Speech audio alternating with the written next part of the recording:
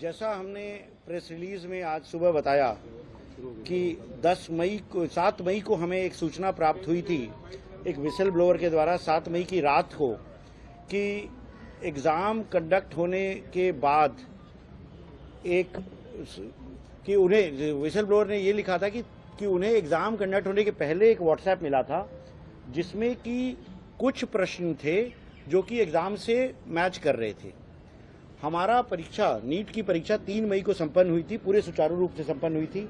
हमने सभी लोगों को एश्योर किया था, स्टूडेंट्स को, पेरेंट्स को, सारे स्टेक होल्डर्स को, कि इस बार नीट की परीक्षा बगैर किसी एरर के, बगैर किसी जीरो टॉलरेंस के साथ कराई जाएगी। और हमने परीक्षा के पहले जितने इनपुट्स आए थे उसकी सबकी जांच कराई थी, उनके ऊपर कार्रवाई करी थी। बहुत सारे फेक लोग पेपर बेचने की कोशिश कर रहे थे।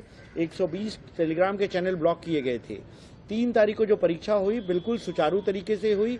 5432 सेंटर्स भारत में, 14 सेंटर भारत के बाहर। सारी परीक्षा खत्म हो गई। उसके बाद सारे OMR sheets, unused question papers, सब कुछ हमारे पास प्राप्त हो चुके हैं बाहर, और इवैल्यूएशन की प्रक्रिया जारी थी। परंतु हमारा एश्योरेंस था कि हम एग्जाम के बाद भी हर इनपुट को उसी गंभीरता से लेंगे जैसे एग्जाम के पहले ले रहे थे। 7 की रात को जब ये मैसेज आया कि एक व्हाट्सएप मैसेज पे कुछ PDF फ्लोट कर रहे थे जिसमें कुछ प्रश्न मिल रहे थे, तो हमारा काम 2 था। पहले तो ये वेरीफाई करें कि क्या वह जो एलिगेशन है कि उसमें जो प्रश्न है क्या वह हमारे प्रश्न पत्र से मैच करते हैं, और नंबर 2 क्या वह PDF किसी भी तरह से 3 मई के पहले, एग्जाम के पहले उपलब्ध था किसी भी व्यक्ति को।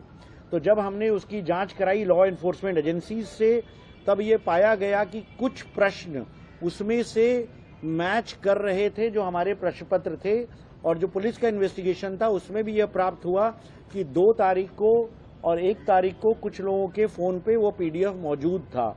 जब इसकी पुष्टि हुई तो हमने ये समझा कि अगर इस तरह का एक भी वायलेशन होता है तो वह हमारी जीरो टॉलरेंस पॉलिसी के खिलाफ है, और जो तमाम 22,69,000 बच्चे परीक्षा की अपनी मेहनत से तैयारी कर रहे हैं उनके भविष्य को इम्पैक्ट करेगा। अगर कोई इस तरह से चोरी करके परीक्षा देगा तो वह उनके लिए फेयर नहीं है जो अपने मेहनत से पढ़ाई कर रहे हैं। तो उनके हित में ध्यान रखते हुए हमने यह एक कड़ा निर्णय लिया कि हम यह संदेश दे सकें हर उस क्रिमिनल को, हर उस स्कैमस्टर्स को, हर उस फ्रॉडिये को कि अगर आप इस तरह के काम करेंगे तो उसको NTA सरकार बर्दाश्त नहीं करेगी। हमने इस मैटर को CBI को इंक्वायरी को दिया है, और हम इस तरह के जितने लोग खुराफात किए हैं उनको पकड़ेंगे, उनको जेल भेजेंगे, ताकि बच्चों का भविष्य किसी भी प्रकार से एडवर्सली प्रभावित न हो। इसके साथ ही हमने यह भी कहा कि बच्चों के लिए हम दोबारा परीक्षा कराएंगे जो कि एकदम फेयर तरीके से होगी, जिसमें किसी भी तरह की अनियमितता नहीं होगी।